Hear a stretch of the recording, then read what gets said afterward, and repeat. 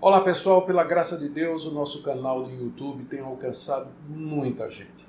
São mais de 40 milhões de visualizações e mais de 630 mil pessoas inscritas no nosso canal. O alcance é incalculável, mas ele pode ser bem maior se você que assiste esse vídeo, você assinar o nosso canal, você se inscrever nele e acionar o sininho ali para receber as notificações. Isso faz com que o YouTube divulgue mais os vídeos e convide mais pessoas para assistir. Você pode nos ajudar dessa maneira, ok? Se você escuta, ouve, se você recebe, é abençoado através do nosso canal, então faça isso. Se inscreva no canal, acione o sininho aí e participe diretamente desse ministério para o alcance de mais e mais pessoas, ok? Muito obrigado, grande abraço. Queridos, vamos abrir a palavra de Deus na primeira carta de Paulo aos Coríntios, capítulo 7. Nós vamos do verso 17 até o verso 24. 1 Coríntios, capítulo 7, de 17 a 24.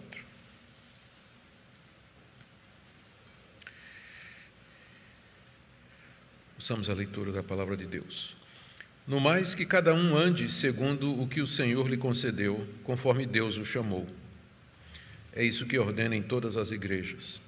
Foi alguém chamado estando circunciso? Não desfaça a circuncisão. Foi alguém chamado estando incircunciso? Não se faça circuncidar. A circuncisão em si não é nada. A incircuncisão também nada é, mas o que vale é guardar os mandamentos de Deus. Cada um permaneça na vocação em que foi chamado. Você foi chamado sendo escravo? Não se preocupe com isso. Mas se você ainda pode tornar-se livre, aproveite a oportunidade. Pois quem foi chamado no Senhor, sendo escravo, é liberto, que pertence ao Senhor. Do mesmo modo, quem foi chamado, sendo livre, é escravo de Cristo. Vocês foram comprados por preço. Não se tornem escravos de homens. Irmãos, cada um permaneça diante de Deus na condição em que foi chamado. A lição óbvia do texto é que ninguém se torna crente a não ser se for chamado. Não é isso? Ninguém pode se tornar cristão a não ser que seja chamado. 3 vezes o apóstolo Paulo fala a respeito disso aqui na passagem. Ele fala do chamado de Deus, do chamamento eficaz, da vocação de Deus para aqueles que são seus. Chamado que a gente resiste por um tempo, mas no momento de Deus, livremente, de espontânea vontade, nós nos achegamos a Cristo atendendo a esse chamado, a esse convite que Deus nos faz. Pai querido, nós queremos aprender mais da Tua Palavra, especialmente a respeito desse ensino de Paulo que nós devemos permanecer na condição em que o Senhor nos chamou.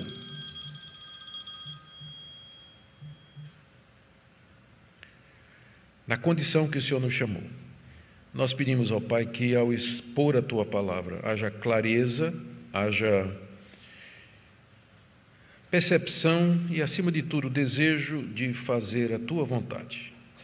Que essa palavra seja aplicada ao nosso coração, em nome de Jesus. Amém. Meus irmãos, eu não estou esperando nenhuma chamada de Deus pelo celular. O que acontece é que minha esposa está viajando para o exterior e eu sempre uso no silencioso, sempre. Vocês nunca viram o telefone tocar aqui, mas ela está viajando e meu coração está lá, né? Eu estou preocupado.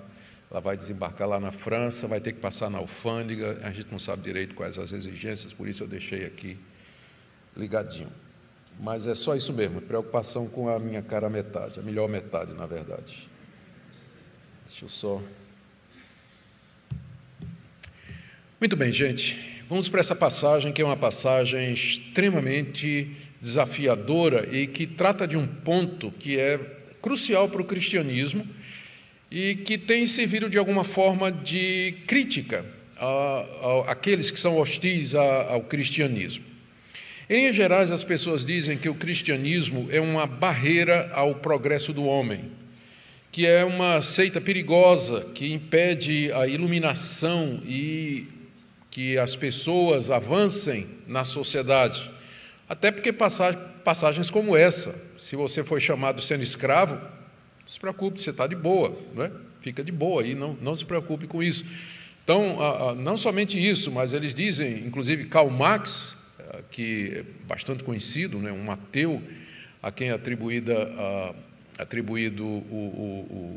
uma visão sociológica e depois política e econômica, que é bem contrária ao cristianismo, ele declara que o cristianismo é o ópio, as religiões, e o cristianismo em particular, são o ópio do povo. O ópio era uma bebida que deixava a pessoa entorpecida, a pessoa perdia um pouco dos seus sentidos e ficava um pouco sonolenta, não sabia direito o que fazer. O cristianismo seria uma espécie de droga que seria usada pelos poderosos para manter os subalternos, os pobres e os oprimidos drogados sem esboçar nenhuma religião. Por isso que só pode haver revolução, só pode haver progresso se realmente extirpar contra o cristianismo. O cristianismo é a última barreira, o cristianismo bíblico é a última barreira que está ainda oferecendo alguma resistência ao que a gente vê acontecendo na sociedade.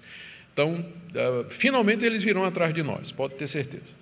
Finalmente, uma hora vai chegar, como já aconteceu em outros lugares, né? Como está acontecendo em outros lugares. Mas, como eu disse, uma das críticas que eles fazem é exatamente esse tipo de coisa, que o cristianismo ensina a gente a viver acomodado na situação em que nós nos encontramos. Então, eu espero nessa noite explicar o texto, em que contexto ele foi usado e o que é que significa isso que o apóstolo Paulo está dizendo aqui. Na mensagem anterior, nós vimos a palavra que Paulo deu a respeito da questão do divórcio e do novo casamento. Ele tinha uma palavra de Cristo para casais cristãos, e a palavra era que não se divorciasse, que não fosse atrás da separação. E depois Paulo tinha uma palavra que também era de Cristo, embora Cristo não se manifestou nunca sobre esse assunto, por conta do contexto, em que Paulo ensina que aqueles casais onde um cônjuge é crente e o outro é descrente, em havendo desejo do descrente se apartar, que se aparte. Mas, no mais, verso 17, cada um ande conforme a vocação que Deus lhe chamou. Deus lhe chamou casado, não queira acabar seu casamento agora porque você se converteu. Deus lhe chamou você estando solteiro ou viúva, isso não quer dizer que você tem que agora casar. O cristianismo não requer necessariamente uma mudança de status quando a pessoa se converte. E aqui eu estou falando de status social, marital, civil, econômico, financeiro, racial. Não estou falando de outras mudanças que são óbvias que têm que acontecer, mas eu me refiro à condição na vida. Em outras palavras, nós podemos servir a Deus qualquer que seja o status e a condição em que nós nos encontramos.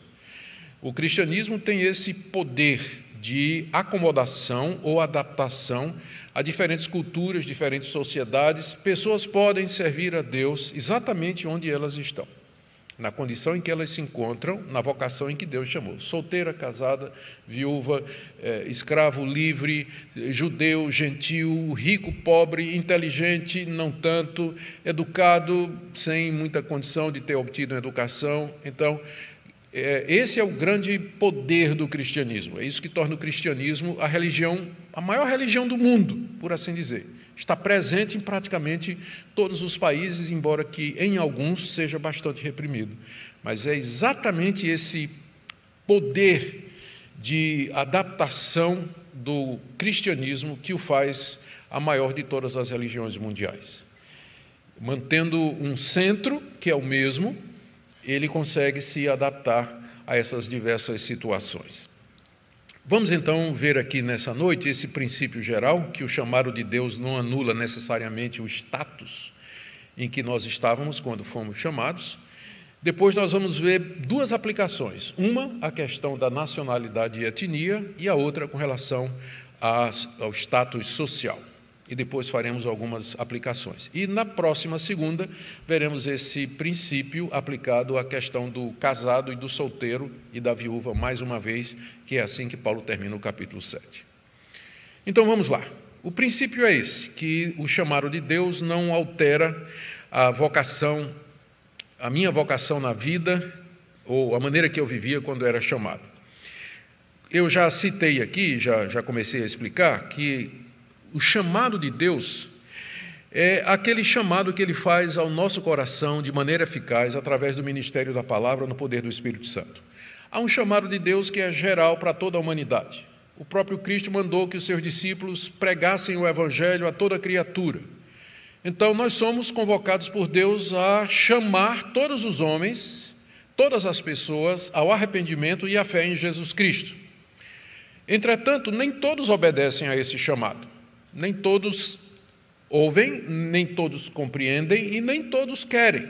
Na verdade, a maioria absoluta detesta, rejeita, faz chacota, ridiculariza e não quer saber. Deus, na sua misericórdia, através da ministração do Evangelho, diz que a gente chama de chamado geral, ele chama de maneira irresistível aqueles que ele quer. E essa pessoa, assim chamada pelo Espírito Santo, um chamado interno lá dentro do coração, ela muito involuntariamente vem. Ela vem porque quer, ela vem disposta a isso. Uma vez que Deus vai lá no coração, ilumina o coração, abre o entendimento, mostra a situação de pecado em que a pessoa se encontra, dissipa as trevas do coração e apresenta Cristo de uma maneira tão maravilhosa que a pessoa não pode fazer outra coisa senão livremente se render a Jesus Cristo. É isso que a gente chama de chamado eficaz. É o chamado do Evangelho. E se você está aqui hoje, se você está ouvindo essa palavra e você é abençoado por essa palavra, é porque um dia Deus lhe chamou assim. Não significa uma conversão abrupta. Esse chamado ele pode ser respondido ou aceito em etapas. Tem pessoas que levam um processo, que envolve um processo a resposta, né, a resposta positiva. Pessoas que são chamadas imediatamente, como o apóstolo Paulo na estrada de Damasco.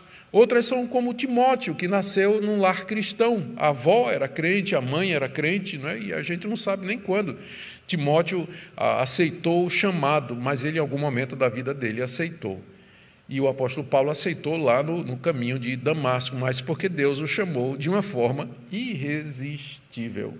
Porque antes ele já tinha ouvido o Evangelho quando viu a pregação de Estevão, Atos capítulo 7, e participou daqueles que apedrejaram aquele primeiro grande pregador cristão até a morte.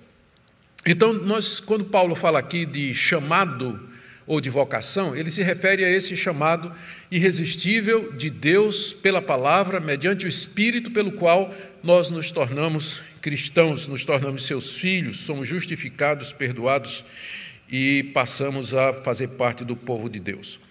Paulo diz aí no verso 17 que cada um deve andar segundo o que o Senhor lhe concedeu, conforme Deus o chamou. Ou seja, que cada um continue a viver naquela mesma condição em que estava quando Deus lhe concedeu vida através do Evangelho. Que continue a viver do jeito que vivia quando Deus lhe chamou de maneira irresistível. É claro que Paulo aqui não está se referindo a situações e maneiras de viver que sejam pecaminosas. Nós já vimos no capítulo 6, se você quiser voltar um pouquinho, o apóstolo Paulo, no verso 9, ele diz assim, do capítulo 6, vocês não sabem que os injustos não herdarão o reino de Deus? Não se enganem, nem imorais, nem idólatras, nem adúlteros, nem afeminados, nem homossexuais, nem ladrões, nem avarentos, nem bêbados, nem maldizentes, nem roubadores herdarão o reino de Deus. Alguns de vocês eram assim, mas vocês foram lavados, foram santificados, foram justificados no nome do Senhor Jesus Cristo e no Espírito do nosso Deus. Ou seja, algumas pessoas que agora eram membros da igreja de Corinto, elas viviam de uma forma completamente desagradável a Deus, como, por exemplo, os idólatras, ou os que praticavam adultério.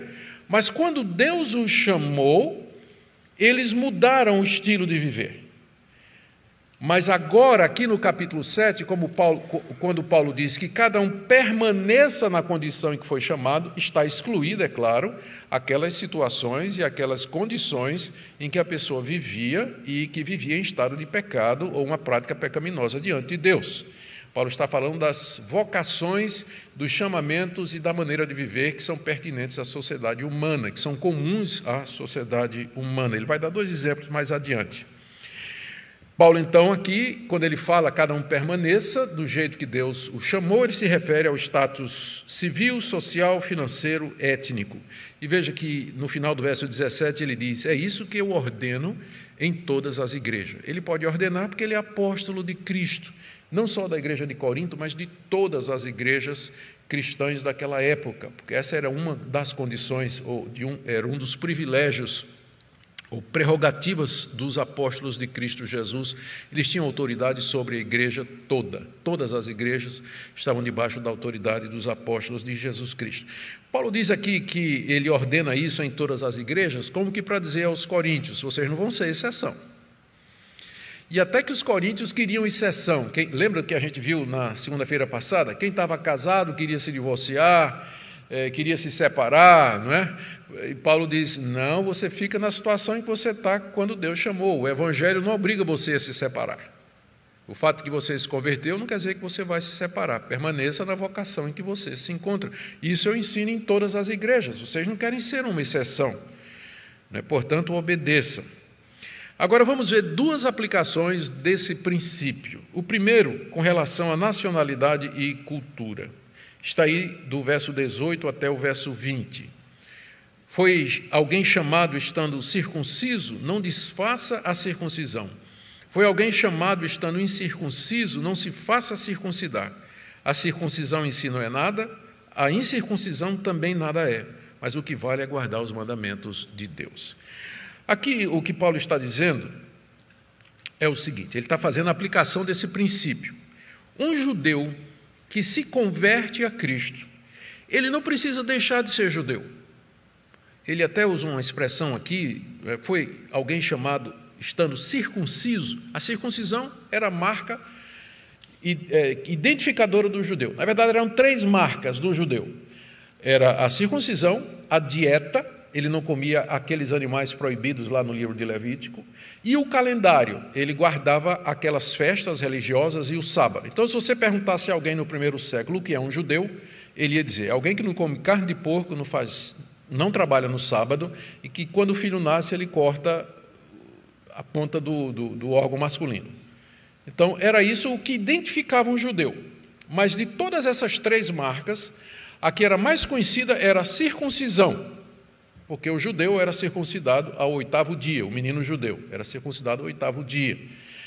E Paulo diz, se você é circuncidado, é judeu, e você foi chamado por Deus para o Evangelho de Cristo, você se converteu através do ministério da palavra, Deus lhe chamou, não desfaça a sua circuncisão. Você não precisa deixar de ser judeu. Você pode continuar a praticar aquelas marcas do judaísmo. Tanto é que Paulo nunca exigia que os judeus deixassem de circuncidar seus filhos. O próprio Paulo, Paulo era judeu, nos sábados ele ia para a sinagoga, e se você estudar o livro de Atos, você vai ver que ele se esforçava por estar em Jerusalém na época das festas, porque ser um bom cristão não significa ser um mau judeu, uma vez que você guarde aquelas tradições judaicas, não para a salvação, mas como identificadores culturais da sua raça. Você é um judeu e faz parte, já deixou até de ser uma questão religiosa. Hoje, judeus que que são ateus, eles permanecem nessas tradições, porque faz parte da cultura de ser judeu. Então, se você é judeu e foi chamado para Jesus Cristo, não desfaça a circuncisão. A gente pensa que aqui é espiritual, né? Mas não. Havia uma cirurgia, eu até anotei o nome aqui, chama-se epispasmo, em que alguns judeus revertiam a circuncisão, e era geralmente feita pelos judeus na diáspora, os judeus que moravam lá entre os gregos, que não queriam mais se identificar com o seu povo, não queriam mais ser conhecido como judeu, então era possível fazer essa cirurgia chamada de epispasmo, em que ele revertia a circuncisão. Isso é citado no primeiro livro dos Macabeus, isso é citado por Flávio Joséfo e outras autoridades a respeito do assunto. Então, você tem as marcas da sua nacionalidade, da sua etnia, Cristo chamou assim, não desfaça. Não desfaça isso. A gente pode pensar em outras marcas, não é? Por exemplo, na cultura islâmica, o uso do véu pela mulher, não precisa, Cristo chamou, não precisa deixar de usar isso, que é um sinal identificador da sua raça. Eu sei também que em algumas tribos africanas tem aqueles cabelos bonitões, né? Todo encaracolado, Rastafari parece o nome, não é? Ou qualquer outra coisa assim. Deus lhe chamou, você não precisa desfazer as marcas da sua etnia. Não precisa. Você pode ser cristão e continuar ainda fazendo parte do seu povo e das tradições do seu povo, é claro, desde que não sejam tradições que estejam envolvidas com religião, com idolatria, com superstição, ocultismo ou feitiçaria, ou qualquer coisa dessa natureza. Mas o que for cultural, o cristianismo não impõe. O cristianismo não tem uma cultura, não existe isso de uma cultura cristã. O cristianismo vai para todas as culturas, todas elas. Todas elas. E é por isso, como eu disse, que o cristianismo é uma religião universal. E ela é professada por raças, tribos, povos distintos e diferentes daquilo que nós somos aqui no Brasil. Pode ter certeza disso. Então, você foi chamado, voltando aqui ao verso 18, foi alguém chamado estando circunciso, não desfaça a circuncisão, como alguns judeus da diáspora faziam para se livrar da pecha, né, ou daquele identificador da religião, da etnia. Da mesma forma, ele diz aqui no final do verso 18, foi alguém chamado estando incircunciso, ou seja, um gentil, alguém que nunca foi circuncidado, né, um romano, um grego, os moradores de Corinto, né, que não eram judeus, você foi chamado e você não era circuncidado, não se faça circuncidar como alguns judeus cristãos queriam que os gentios fizessem. Aliás, essa foi uma das maiores brigas, se não a maior, do apóstolo Paulo. A carta aos Gálatas foi escrita exatamente por isso, porque alguns fariseus, judeus circuncidados, que se tornaram cristãos, eles disseram que os não-judeus, para fazerem parte da igreja, tinham que se circuncidar e guardar a lei de Moisés. E Paulo disse, mas de jeito nenhum. A salvação não é pela circuncisão, não é pela lei de Moisés, é pela fé em Cristo Jesus. Nós não temos que impor a quem não é judeu alguma coisa que é exclusivamente distinta do povo judeu, que era o símbolo da aliança de Deus com Abraão. Nós não temos que fazer isso. E essa foi a briga de Paulo. Você encontra Paulo brigando, você vai ver no capítulo, no 2 aos Coríntios, quem acompanhou a exposição de 2 aos Coríntios aqui, o ano passado, vai lembrar disso, né? A briga de Paulo contra os falsos apóstolos judaizantes. Na 2 aos Coríntios, capítulo 3, você já vê o apóstolo Paulo tratando disso aí. Paulo trata disso em toda a carta aos Gálatas. Aliás, a carta aos Gálatas foi escrita exatamente por isso, porque o pessoal queria, falsos mestres tinham entrado na região da Galácia, que Paulo tinha evangelizado, e estavam dizendo que os irmãos tinham que se circuncidar. Você encontra Paulo rebatendo isso na primeira a Timóteo, você encontra ele falando disso em Colossenses capítulo 2, quando ele diz que nós já fomos circuncidados com a circuncisão de Cristo, da qual o batismo é o símbolo. Então, não precisa mudar, você não precisa se tornar judeu quando você é chamado pelo Evangelho, e você que já é judeu não precisa deixar de ser judeu, abandonando os identificadores culturais da sua etnia. E aqui a gente pode fazer a expansão, o que vale para o judeu vale para todas as etnias, eu dei alguns exemplos aqui. Mas o princípio é esse, cada um permaneça na vocação em que Deus o chamou. Você não é obrigado a desfazer a sua nacionalidade, aquilo que você é, a sua cultura, a sua identidade étnica por conta do Evangelho. Na verdade, o Evangelho, ele eleva, aliás, né? ele dá valor a essa diversidade, essa variedade que nós temos no mundo, uma vez que todos nós procedemos do mesmo Deus. Um gentio, então, não precisava se circuncidar, nós já vimos esse ponto aqui. As razões que Paulo apresenta, eu já adiantei, estão aí no verso 19. Ele diz que a circuncisão em si não é nada, a incircuncisão também não é nada. Ou seja, não faz diferença. A circuncisão não salva, a incircuncisão também não salva. O que salva, diz ele no verso 19, é você guardar os mandamentos de Deus. Não adianta você ser um judeu circuncidado, guardar todas as leis dietárias, guardar todo o calendário, se você não anda em obediência aos mandamentos de Deus. Paulo aqui com certeza está se referindo aos 10 mandamentos. Da mesma forma, o não-judeu, se ele não obedecer a Deus e seguir a vontade revelada de Deus, ele também não vai ser salvo. É claro que Paulo aqui não está tendo uma queda aqui, uma recaída, do tempo que ele era fariseu, dizendo que a salvação é por obras e pela guarda da lei. Não. Toda vez que Paulo fala de que a obediência salva, ele se refere à obediência que procede da fé. A fé verdadeira, ela nunca vem sozinha, ela sempre vem acompanhada da obediência, da esperança, do amor e de boas obras. Então, às vezes ele fala a salvação é pela fé, e às vezes ele parece estar dizendo que a salvação é pelas obras. São dois lados da mesma moeda. Onde está a fé verdadeira, estão boas obras. Onde está a fé que salva, está a esperança, está o amor, está a caridade para com o próximo. Por isso que às vezes um é citado em lugar do outro. Como ele diz aqui, o que importa é obedecer os mandamentos de Deus. Ele se refere à obediência que é fruto da fé em Cristo Jesus. É isso que salva e não esses marcadores, esses identificadores, quer sejam religiosos ou étnicos. Agora vamos ver esse princípio aplicado a uma situação um pouco mais complexa, que está aí do verso 21 a 24, que é a questão da escravidão. Paulo repete esse mesmo princípio no verso 20. Cada um permaneça na vocação em que foi chamado. Cada um permaneça na vocação. A vocação aqui, já disse, é o status na vida, marital, civil, religioso, étnico.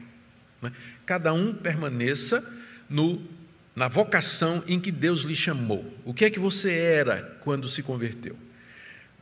Como você vivia, qual era a sua nacionalidade, o seu estado civil, sua situação, como era? Permaneça. Veja que Paulo aqui, ele está falando para uma primeira geração de cristãos, e ele está pressupondo aqui que todo mundo se converteu adulto. Ele não está falando de uma segunda geração, quando pessoas já nascem de família cristã. Mas ele está falando aqui de pessoas da fronteira missionária, pessoas que se converteram com a pregação do Evangelho. Ele repete o princípio, cada um deve permanecer como era, na condição em que Deus o chamou. E aqui ele faz uma aplicação, no verso 21. Você foi chamado sendo escravo? Não se preocupe com isso, mas se você ainda pode tornar-se livre, aproveite a oportunidade. Vamos falar primeiro, para a gente entender aqui, vamos falar um pouquinho primeiro de como era a escravidão no Império Romano. Havia milhões de escravos no primeiro século no Império Romano, em todas as suas províncias. Pessoas eram escravos por nascimento, elas nasciam de gente que já era, os pais já eram escravos, e eles nasceram filhos de escravos, e aí permaneciam como escravos. Outros eram escravos prisioneiros, que haviam se tornado escravos porque eram prisioneiros de guerra. E aí, às vezes, você tinha gente muito culta, filósofos, professores, eruditos, que eram escravos, eram levados para instruir os filhos do seu patrão, aula particular, eram mentores, tutores, pedagogos, eram muita gente escrava, que na sua cultura, que tinha sido subjugada na guerra, eles eram pessoas de grande conhecimento, eram nobres às vezes, da realeza, mas agora o país perdeu a guerra, eles foram levados como escravos para servir. Um exemplo disso, Daniel, lá na Babilônia, era da nobreza, era uma pessoa extremamente culta, preparada, mas foi servir como escravo lá, era servo lá da Babilônia, e tantos outros, O próprio Neemias, que era copeiro do rei, ele foi levado como escravo para a Babilônia. Então, tinha gente que era escravo por conta das guerras. Tinha gente também que se vendia para pagar dívida. Você não tinha com que pagar dívida, você se vendia como escravo. Se vendia como escravo para pagar dívida. Outros eram sequestrados, era comum isso. Pessoas eram sequestradas, crianças eram sequestradas e aí eram vendidas como escravos. Acontecia isso aí.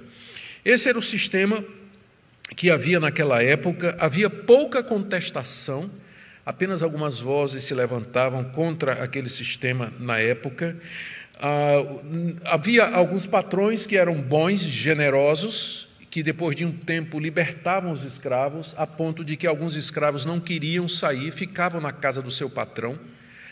Esse sistema de escravidão também era conhecido dos judeus, embora no Antigo Testamento a escravidão tenha recebido uma amenizada muito grande, era bastante diferente do sistema de escravidão do Império Romano. A lei de Moisés tratava os escravos com dignidade, inclusive permitindo a mulher escrava, o filho da mulher escrava tinha tanto direito como da mulher do seu patrão. Tinha tanto direito, e na hora de dividir a herança, de repartir os bens, o filho da escrava herdava junto com o filho da mulher legítima, e havia outros benefícios assim. De qualquer forma, sim, e aqui é importante dizer que muitos escravos se tornaram cristãos no século I. Muitos escravos se tornaram cristãos no século I. Aliás, a igreja no século I era composta, na sua grande parte, de escravos, órfãos, viúvas, pequenos comerciantes, soldados, o pessoal da classe mais baixa da sociedade. Vocês certamente se lembram do capítulo 1 dessa carta, quando o apóstolo Paulo diz: olhem para a vocação de vocês, não são muitos nobres, não são muito poderosos, não são muito dos destacados, não são muitos influentes que estão aí no meio de vocês. Você deve lembrar disso aí, é o capítulo 1 dessa primeira carta aqui. Muita gente se tornou escrava. E havia, naturalmente, a grande pergunta, não é?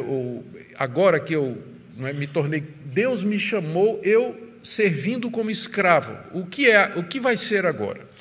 A resposta do apóstolo Paulo é que eles não deviam ficar incomodados com esse status.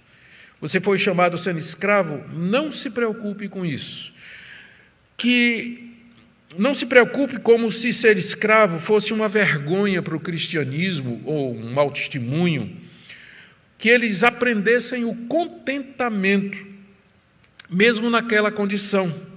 Que servissem honradamente a Deus como servos. Você vai notar que na carta que Paulo escreve aos Efésios, ele vai trazer essa orientação para os escravos, que eles sirvam como se estivessem servindo a Cristo, que eles honrem o seu Senhor, que respeitem o seu Senhor. Vai ser a mesma coisa que Pedro vai dizer na sua primeira carta, a partir do capítulo 2 e também no capítulo 3. Essa é a orientação. Você foi chamado sendo escravo, sirva a Deus nessa vocação. Você pode ser escravo e servir a Deus, servir o Senhor Jesus. Seja o melhor escravo que você puder, o melhor de todos aqueles que o seu patrão tem. Honre o seu patrão. De repente, pelo seu testemunho, Deus vai ganhar o seu mestre, Deus vai ganhar o seu patrão e vai ter uma influência muito grande em toda a vida. Que não fujam, como por exemplo Onésimo, que fugiu e encontrou Paulo na prisão de Roma, se converteu e Paulo mandou ele de volta, mas pedindo que Filemão cuidasse bem dele e que o tratasse como irmão, e nas entrelinhas o pedido de libertação. Agora, para você não pensar que o apóstolo Paulo aqui está dizendo que ser escravo é uma coisa assim, não é? Ele diz logo em seguida: mas se você ainda pode se tornar livre, aproveite a oportunidade. De que maneira um escravo podia se tornar livre? Ele podia comprar a sua liberdade com dinheiro, ele podia ser liberto pelo seu patrão, que se fosse um homem generoso, ou se o patrão se tornasse cristão. Há muitas histórias na tradição do cristianismo de patrões que se tornaram cristãos e liberaram seus escravos. Então havia todas essas possibilidades. O cristianismo, ele lança a semente, o fundamento, que mais tarde serviria para acabar com o sistema de escravidão. Lembramos aqui, por exemplo, Wilberforce, que era membro do parlamento inglês durante a Reforma Protestante, foi uma das pessoas que mais falou contra o sistema de escravidão, e a influência dele foi decisiva para a abolição da escravatura, algum tempo depois, lá na Inglaterra e em outros países da Europa. Quando o apóstolo Paulo diz aqui: você foi chamado sendo escravo, não se preocupe com isso, ele não está concordando com esse sistema. Ele está dizendo que você pode servir a Deus mesmo num sistema injusto, que você pode servir a Deus em qualquer que seja a situação. Se você puder aproveitar a oportunidade, fique livre. Mas se não for possível, sirva a Deus aí mesmo. Sirva a Deus nessa condição. Você pode viver para Cristo, mesmo numa situação como essa. É o mesmo princípio que ele vem estabelecendo desde o início que nós mostramos, desde o início da nossa pregação. Cada um permaneça na vocação em que está. Você pode servir a Deus, qualquer que seja a sua vocação, como judeu, como não judeu, como escravo ou como livre. No final do verso 21, aproveite a oportunidade. E no verso 22, a partir do verso 22, ele coloca aqui os argumentos para o que ele está dizendo, ou algumas razões para que ele não se preocupasse, vivesse naquela ansiedade, ou naquela angústia, porque não tem nada que traga mais prejuízo para o cristianismo com a insatisfação com a vocação em que a gente vive. Você é empregado de uma empresa, você pode servir a Deus como empregado de uma empresa, você não tem que... Se Deus lhe der a oportunidade, abra a sua própria empresa. Mas enquanto não chega a isso, você tem que estar ali, tem que bater ponto, tem que trabalhar uma jornada complicada, um salário apertadinho, você pode servir a Deus lá na sua empresa. Você pode servir a Deus, não espere abrir sua empresa para servir a Deus. Se tiver oportunidade, faça isso, mas se não, sirva a Deus onde Deus lhe colocou. Onde Deus colocou você. Então, contentamento com o status que Deus nos deu. Esse é o ponto aqui. Você pode servir a Deus, qualquer que seja a vocação que Deus lhe chamou. Olha os argumentos de Paulo aqui no verso 22. Pois quem foi chamado no Senhor, sendo escravo, é liberto que pertence ao Senhor. O escravo crente, na verdade, ele é livre, porque ele foi liberto da pior de todas as escravidões, que é a escravidão ao pecado, ao mundo, à morte e ao inferno. Ele foi liberto, ele é um homem livre, ainda que escravo naquele contexto em que ele vive. Da mesma forma, final do verso 22, quem foi chamado sendo livre é escravo de Cristo. Quer dizer, de um lado ou de outro, nós somos de Cristo. Ou livres em Cristo, ou escravos em Cristo, que é a mesma coisa. Eu sou livre em Cristo, ou seja, ainda que eu externamente estou debaixo da autoridade, da posse, sou a posse de alguém, mas eu sou livre em Cristo Jesus. No final, eu pertenço a Jesus Cristo. Ele haverá de me libertar de todo jugo. E, finalmente, Ele haverá de me introduzir na liberdade plena. Eu sou um homem livre, mas isso significa que eu posso fazer o que eu quero? Não, porque eu sou escravo de Cristo. Eu vivo para fazer a vontade dEle. Eu vivo para servir a Ele. O ponto é esse.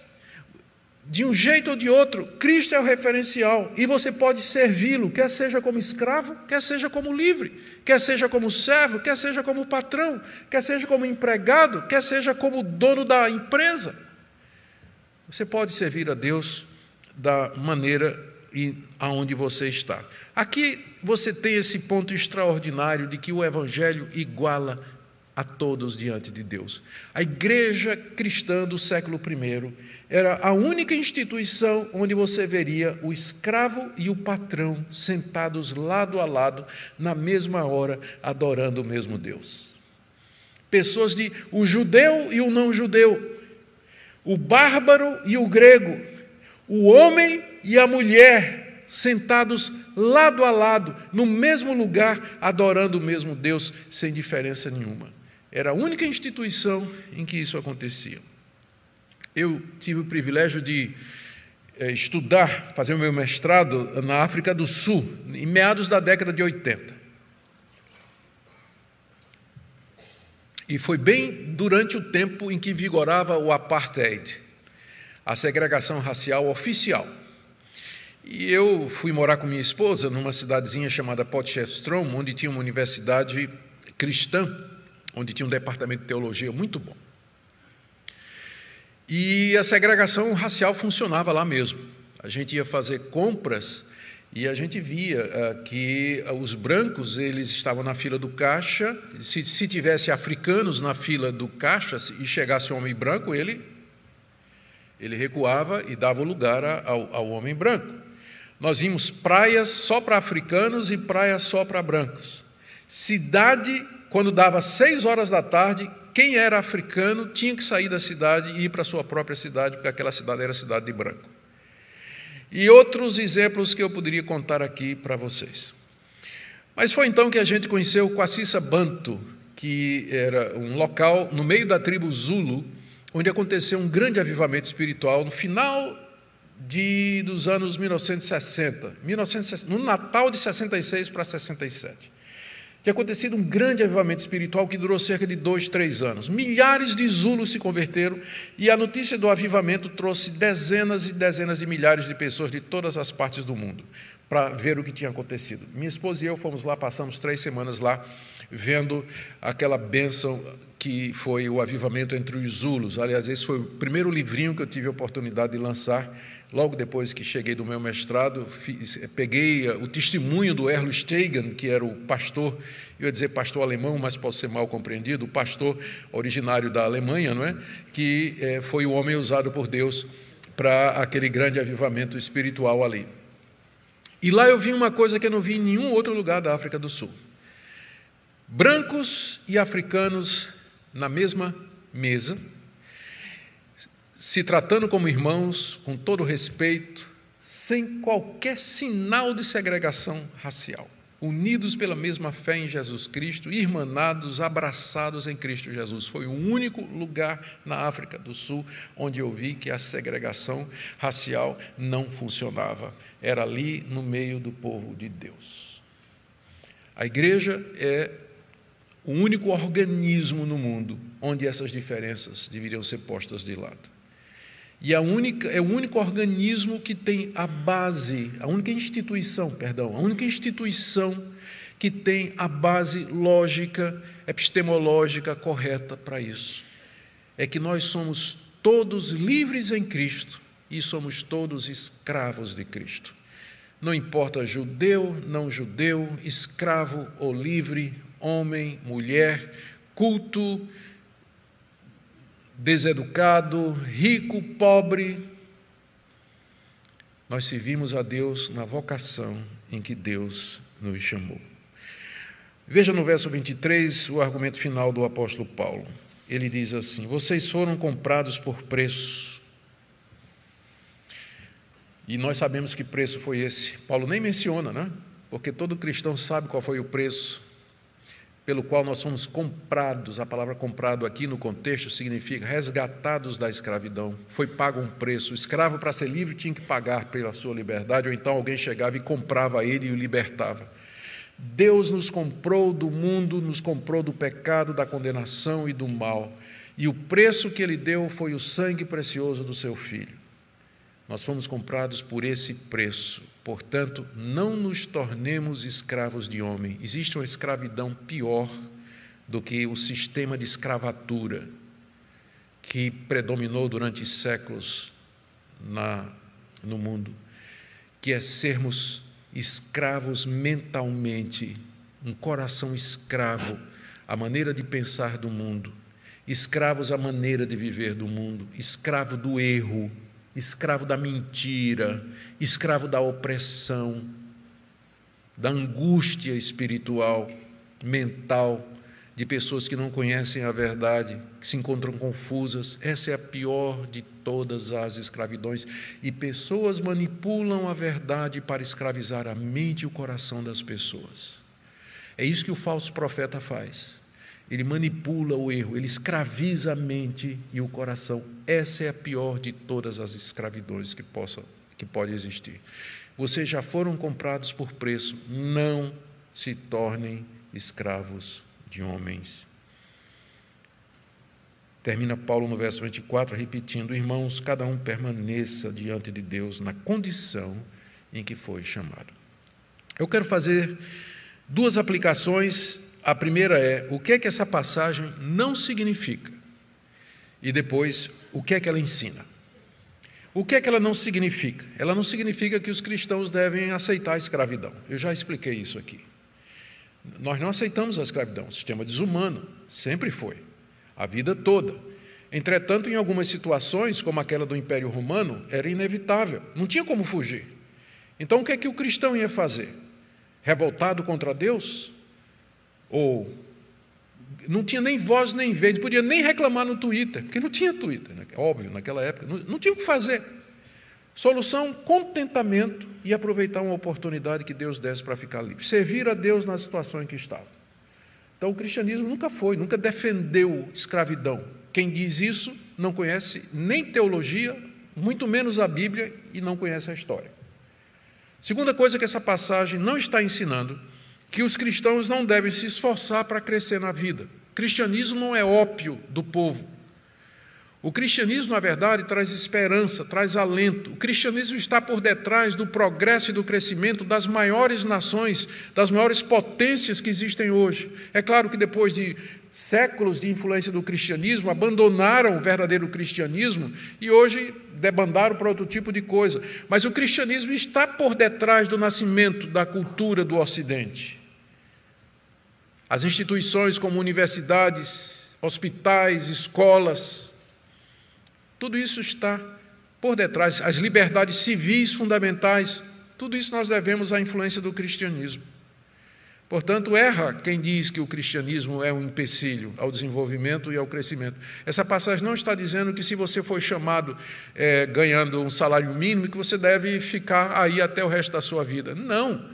Se qualifique, trabalhe, estude, faça, aproveite a oportunidade que tiver, cresça, ganhe bastante, não esqueça de dar o dízimo, progrida, né, na vida. Mas se você não puder e não tiver chance, sirva a Deus com seu salário mínimo.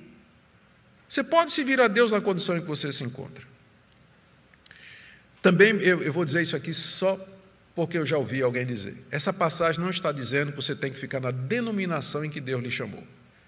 Que às vezes as pessoas usam isso aí, ó, cada um permaneça na vocação em que foi chamado. Você foi chamado como presbiteriano, você não pode nunca mais deixar de ser presbiteriano. Só que quem diz isso não são os presbiterianos, mas eu não vou dizer mais nada, tá certo? Não vou dizer mais nada. Mas já vi essa passagem ser usada assim. Bom, não é isso que ela está dizendo, certamente que não. O que é que essa passagem ensina? Presta atenção agora. Ela ensina que a conversão não nos obriga necessariamente a alterar o chamado na vida, a não ser que eu viva numa situação ilícita.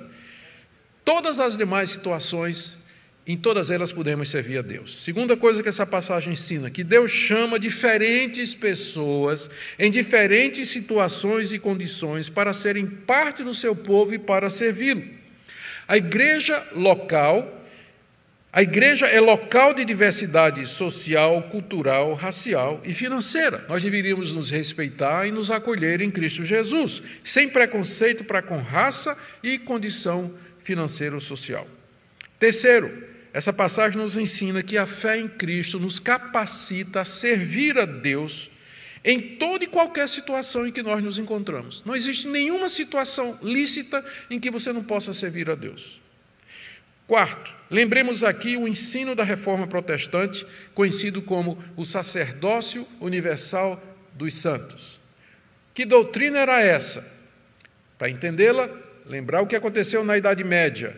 Surgiu o conceito de sagrado e profano, clérigo e leigo, o sacerdote e o povo. A ideia de que ser um padre, um monge, era uma vocação superior às demais. Por quê? Porque o padre era aquela pessoa especial que, através das palavras ditas na ceia, na missa, transformava o pão e o cálice no corpo e no sangue de Cristo. Então, ele era uma pessoa especial, era uma pessoa distinta. Havia essa separação entre clérigo e leigo. Os reformadores acabaram com isso, eles disseram: todo crente é um sacerdote. Serve a Deus aonde Deus o chamar. E com isso dignificou o trabalho.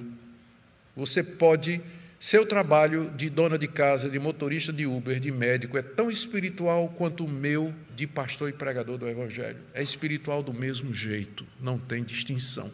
Deus chama um para uma função, outro para outro. E aqui tem uma lição que eu quero trazer. Você não precisa ser pastor, missionário e obreiro para servir a Deus. Você pode servir a Deus na vocação em que Deus lhe chamou. Você foi chamado sendo padeiro, seja o melhor padeiro do mundo. Deus lhe chamou como sendo motorista de táxi, seja o melhor motorista do mundo. Se for de ônibus, puder melhorar um pouquinho, agradeço, né? Se você for motorista de ônibus, né? Quando se converte, né? Dirija um pouquinho melhor, né? Respeite os carrinhos menores, né? E as motocicletas também. Então você pode servir a Deus em qualquer vocação. Você não tem que ser pastor, pregador, missionário, obreiro ou obreira. Não precisa. Cada um pode servir a Deus na vocação em que Deus o chamou, a não ser que Deus o chame especificamente para esse tipo de coisa. Eu quero, então, encorajar vocês terminando aqui, quero encorajar vocês a refletir sobre o que vocês ouviram aqui. Agradecer a Deus as circunstâncias e a condição em que você está. Eu sei que às vezes você pode estar aí dizendo, meu Deus, isso aqui não pode ser para mim, né? É porque o pastor não tem ideia da situação em que eu me encontro. Eu não sei, mas Deus sabe. E essa palavra está aqui, não fui eu que inventei. 3 vezes na passagem, Paulo diz a mesma coisa. Cada um permaneça, ele está faltando a palavra contente aqui, né? Cada um permaneça contente na vocação em que Deus lhe chamou. Se você puder mudar, mude, mas se não, sirva a Deus com alegria. Eu não sei qual é a sua situação. Eu sei que tem pessoas que estão em condições difíceis, eu não quero fazer pouco do sofrimento e da dificuldade de ninguém. Mas uma coisa eu sei, se isso está aqui na Bíblia, é porque Deus vai lhe dar a condição, Deus, pelo poder do Espírito Santo, vai encher seu coração de contentamento, de alegria. Você está solteiro, você pode servir a Deus solteiro, sirva a Deus com isso, fique feliz, não fique pensando assim, eu só vou ser feliz se um dia casar. Por quê? Tem muita gente casada e infeliz, que gostaria de não ter casado, mas agora é tarde. Não é? E você foi chamado estando casado, não fique pensando em se separar, dizendo, eu vou servir a Deus melhor se eu me separar. Não, você pode servir a Deus casado, solteiro, viúvo, do jeito que Deus lhe chamou. Amém? Vamos orar?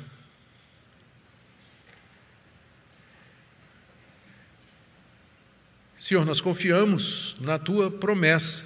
Essa palavra foi lançada com base nessa promessa, de que o Senhor vai testificar dela nos corações. Eu quero orar por aqueles, ó Deus, que estão em situações e condições e vocações difíceis, angustiantes, talvez um emprego complicado, um subemprego, um desemprego, talvez um relacionamento difícil com o marido, com a esposa, talvez sofrendo preconceito racial, onde quer que se encontre, o bullying na escola, na universidade. O Senhor nos mostra de que maneira nós podemos florescer aonde o Senhor nos plantou, onde nós podemos dar fruto, onde o Senhor nos instalou, para que nós possamos Te servir não somente quando as coisas estão boas e bem, e que tudo corre a nosso contento, mas a Te servir em toda e qualquer situação. Obrigado pela Tua palavra. Enche-nos de alegria em Te servir. Em nome de Jesus. Amém.